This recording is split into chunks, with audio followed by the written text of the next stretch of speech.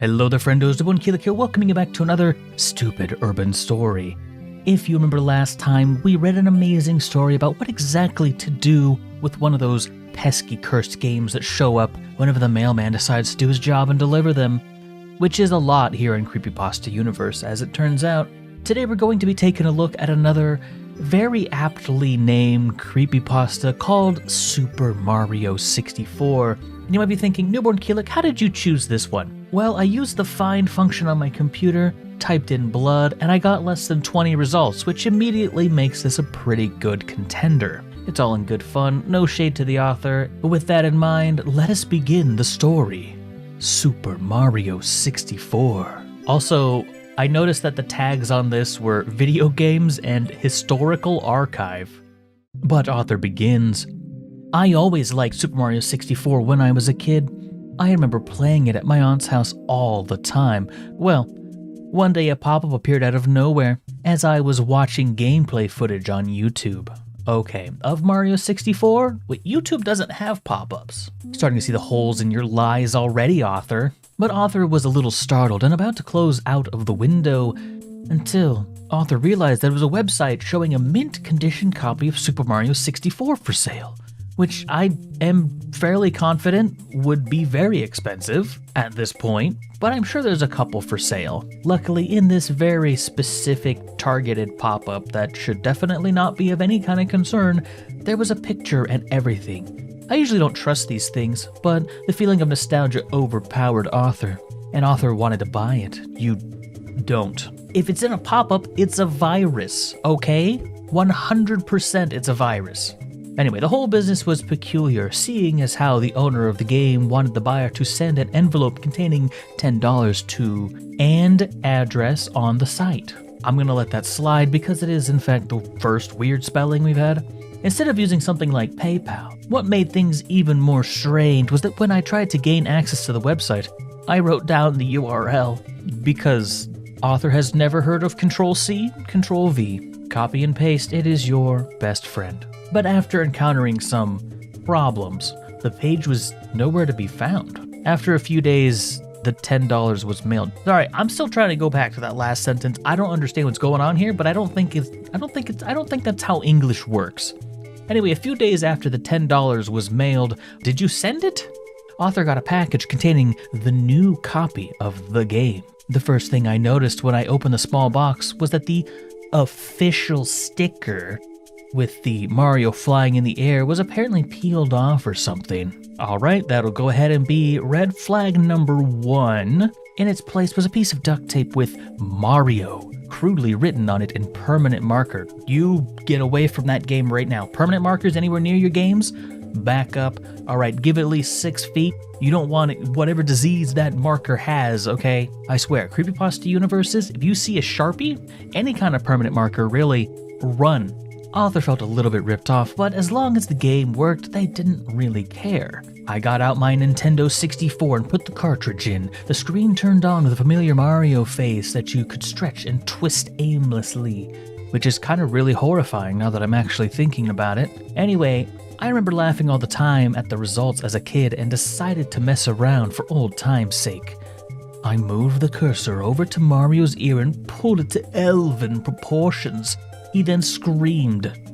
He didn't actually scream. Anyway, I was going to do the same to the other ear when the TV suddenly produced loud static. Mario's whole head started deforming and twisting in ways that I didn't even know were possible for the model. Random sound effects from the game started playing along with the static. As all of this was occurring, I could hear a faint voice whispering in Japanese. It was probably saying, "Good luck to you, good luck to yours," but the voice was in a stammering and whimpering tone, so probably not. Anyway, author immediately shut off the game and tried again. You fool! The Sharpie was your first warning. Alright, the creepypasta beginning, you literally turned it on less than 60 seconds ago. And you're gonna turn it back on. Anyway, moving forward, okay. Know that it is your fault, okay? But author didn't bother with the Mario head this time and just selected a new file and started playing. When I selected the file, the game skipped the opening monologue by Peach. Hallelujah. Okay, speedrunners hate him. He got a hold of the only cartridge in the world that they would want to play more than vanilla. But Mario was just placed right inside the castle. Creepier still, Bowser didn't say anything either. He's not even here. Even he knows the spooky scary ghosts are coming to get ya. I tried to ignore it and played anyway. However, there should be a comma there, I just want to note that. I also noticed that there was no music. Period. Just dead silence, period. 3-word sentences. My English teacher in 2nd grade is rolling over in her grave right about now. I actually don't think she's dead. She will be, okay? I'm gonna call her up, let her know. Oh god, that sounded like a threat. That's not what I meant. Anyway, there weren't even any toads around to talk to. The only door I could enter was the Bob-omb battlefield. The other doors wouldn't even respond to my button commands, even though you just run up to them and you don't even push a button. He just opens them automatically. It's really not very good game design, if I'm honest, but yeah, you don't have to push any buttons. That's why it's not working. You're probably up there kicking, punching doors, and they're just trying to have a good time, let anyone through, and you're assaulting them. But the portrait of Bob-omb battlefield wasn't the usual picture. Of course it wasn't. It was just a stark white canvas. I was still trying to convince myself that these were just minor glitches, the Mario creepypasta happening already. Minor glitch. Not a big deal. Ignore it. But Arthur was convincing himself these were just minor glitches and that they wouldn't affect the gameplay at all. Once I entered the portrait, the image suddenly went from a blank canvas to the lethal lava land painting. That slightly unsettling image of the flame with an evil smile. That's exactly what I was gonna say. Alright, that was actually kind of creepy. Hold on, wait, what? No, I was gonna say like that exact thing. Yeah, that's when I started to get really suspicious. The mission select menu came up, and yet another weird detail was present. Instead of Big Bob-omb on the summit, the mission was called Turn Back. I have no idea what drove me to press A, but I did. Dumb, that's what drove you to do it. The level seemed normal. Everything was how I remembered it. Me with Arthur with my amazing memory from when I was a child. Even though all the spooky ghosts just emitting from your cartridge seemed perfectly fine to you, I thought I could finally enjoy my favorite childhood game. But then I saw him, Luigi.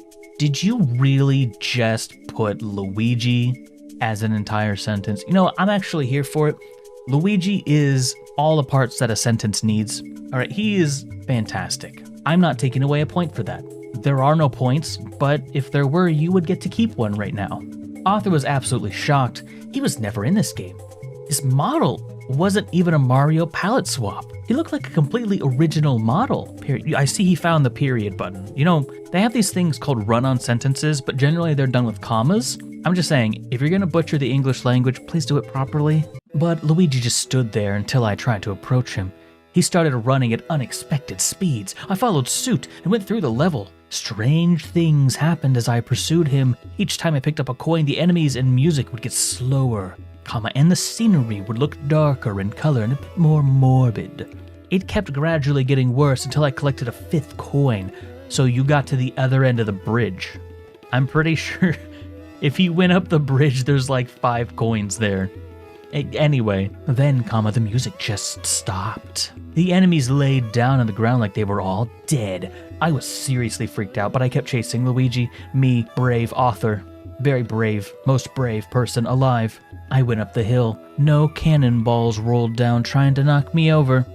I really wasn't surprised at this point. Another period. Okay, these are the shortest sentences in the West. That goddamn quick draw McGraw over here with this period button. Luigi was always just out of my sight as I ran. Once I reached the summit, I saw yet another object out of place. A small cottage. It was all that was seen on the top of the hill. Luigi was nowhere to be found. The cottage was certainly odd looking for a Mario game. It was old, plain, and broken down. Regardless of my fears at the moment, I had Mario enter the cottage. Yes, the great Lord Bob-omb, Lord of all blasting matter. This is just his cottage. You just committed a crime, right? Breaking and entering, not okay. But as soon as the door closed, a disturbing picture of a hanged Luigi immediately popped up, along with a very frightening scare cord. Scare cord? What does that mean? So you got jump scared. A scare cord? It sounded like a violin screech accompanied by a loud piano banging. Mario fell to his knees and sobbed for roughly 5 minutes. I wasn't keeping track, trying to rush him along in the grieving process, but then the screen irised out. Honestly, respect for not rushing Mario. He just learned that he lost his brother, and this is a very delicate moment for him. I returned to the castle. Mario just slumped out of the painting, which is a really, really funny image. The image switched from the lethal lava land portrait to an image of Luigi hanging himself. The room was different this time. It was now a small hallway. Toads with blank expressions and white robes lined the sides of the hallway. There was another painting at the opposite end that just completely and utterly scared me. It was a picture of my family. I see that you wanted to put a period here, and we missed that because the I in it is capitalized. But it wasn't even a photo from the time Super Mario 64 was released. It was a very, very recent photo. I remember posing for it last weekend. Author finally decided to reach for the on-off switch on the N64. There was no way I was going to play this anymore. However, when I flipped the switch, the game was still on. I flipped it back and forth, but to no avail. I tried unplugging the whole system, but it never left the screen. I was even still able to control Mario. I appreciate the fact that he at least decided to try to unplug the damn thing. A lot of people don't do that. My next recommendation, smash that thing with a hammer. Just like you should the like button. I couldn't just leave it on forever. Why? It's not drawing any power. Anyway, but Author kept playing. Author went to the photo of his family and jumped in. Only one mission was available, of course. This one was called Run, Don't Walk. I selected the mission. Let's go! The level started in a flooded hallway with platforms floating on the water. Mario landed on one of these, and the camera turned to show what was behind. A silent black void was slowly approaching Mario. It didn't look like anything, but I have a feeling in the next couple sentences he's going to describe to us what it looks like. Which is nothing, apparently. It didn't even look like finished graphics, just a giant blocky black blob. So it did look like something. Moving forward, I started jumping from platform to platform with no real goal in sight. I kept running, not walking, the darkness slowly but surely gaining speed. This kept going for what felt like hours. I was really doubting that it would ever end. Mario was just going in circles. Finally, the black blob / void / thing caught up with Mario and enveloped him in darkness. He didn't scream or resist at all. It just consumed him. We at least know it wasn't coated like quicksand, which we know every newbie modder does. Mario fell out of the painting and back into the castle. I lost one of my 3 lives. The room was different now. Some of the toads were gone and the painting looked different. Different is the word of the day, apparently. My family and I were in the same positions, but our bodies were partially decomposed. It looked too real to be photoshopped. You have never seen people's Photoshop skills. They're insane. But it looked more like someone just took our dead bodies and posed them. Regardless, I jumped into the painting again. You damn fool. I'm not even there, and I know where this is going. And so do you, I have a feeling. But yes, Author jumped back into the painting. Mario was in a small room. There was still only one mission available. It was called I'm Right Here, spelled just like that, with the period and everything awkwardly placed. Author selected the mission and prepared for the worst. Mario landed in a small dark room. There was no visible way out. The room was empty except for a piano in the corner. I knew what that meant. I was stuck in here with the mad piano, the most legitimately terrifying thing in the game.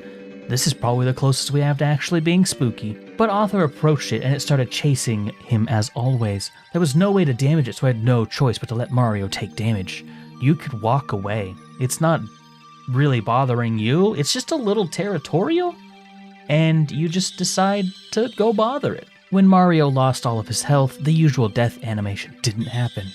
Mario just got mauled by the piano. Okay, I'm gonna go ahead and here's the one instance of blood in the entire story. So once Mario lost all of his health, the usual death animation didn't play. Mario just got mauled by the piano. He fell as his blood and guts spilled on the floor. I know you didn't type out hyper-realistic blood, but I have a feeling you wanted to, and thought, maybe that's a little too cliche. So instead I'll just have the piano maul him. That's not cliche at all, he said with heavy sarcasm, moving into the next sentence. But yes, he fell as the piano mauled him. His blood and guts spilled on the floor, and the camera panned to the top view of his corpse. A distorted version of the merry-go-round of music from Big Boo's Haunt was playing as the screen slowly transitioned from the in-game... From the in-game shot to a photorealistic sketch of Mario's dead body in the same way as is in the shot. Okay. I really thought you weren't going to go there.